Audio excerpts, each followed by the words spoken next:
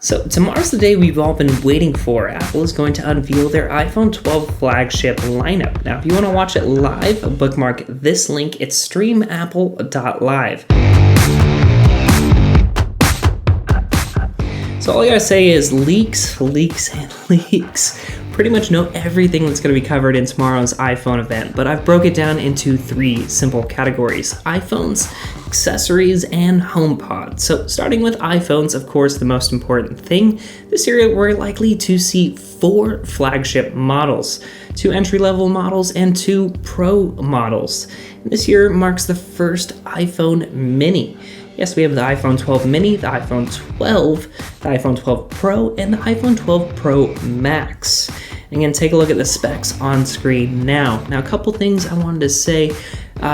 It's awesome that Apple, regardless of what model it is, whether it's the cheapest or most expensive, you get the latest processor, which again is the A14 Bionic. We see about an 18% boost in performance comparing it to last year's model, but take a look at these specs. I mean, if you're upgrading from the iPhone 6, you're going to see huge improvements on performance there. But along with that awesome processor, we're also seeing the first 5G iPhone. And this again is in all models. Now, another big jump this year, all models are receiving the Super Retina XDR display. That's the same display in the iPhone 11 Pro lineup, now coming to the entry models as well. So a better display there at a cheaper price. And probably my favorite and most obvious design change here is we're moving back to that iPhone 5 flat edge style of design, the one that's on the latest iPad Pros right now. I think it's so much more comfortable than the round edge, and I think it just looks super, super clean.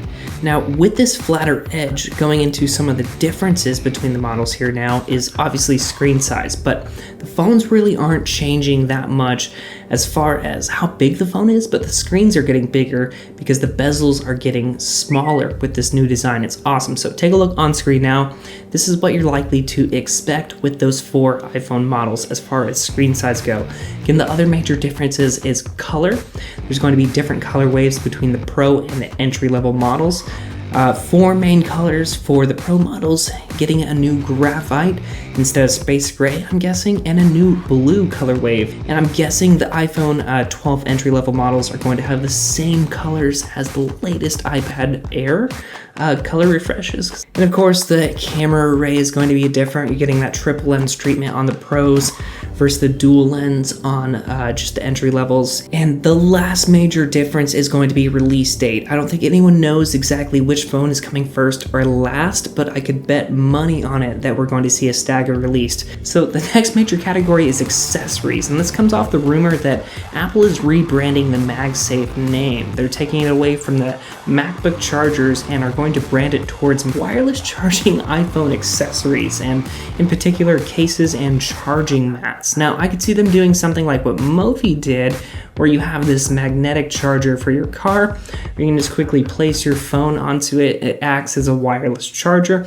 Now, the last major category in today's video again is HomePod. This is what we're likely to see in tomorrow's event, is a HomePod Mini, which is interesting to me to throw in with an iPhone event because there's so many other things that are on back catalog that we know are coming in the near future, like the first Silicon Mac, AirPod Studio, AirTags. I mean, that was a big one, and it doesn't sound like we're going to see any of that tomorrow. But you know, there's always the chance that Apple unveils one more thing at the end of every event. So we can only hope that something interesting like that comes if they do one more thing. But really, even if there's not that 4th category, new iPhones, accessories, and a new HomePod, that's going to be a jam-packed event, especially considering there's 4 iPhones to talk about this year.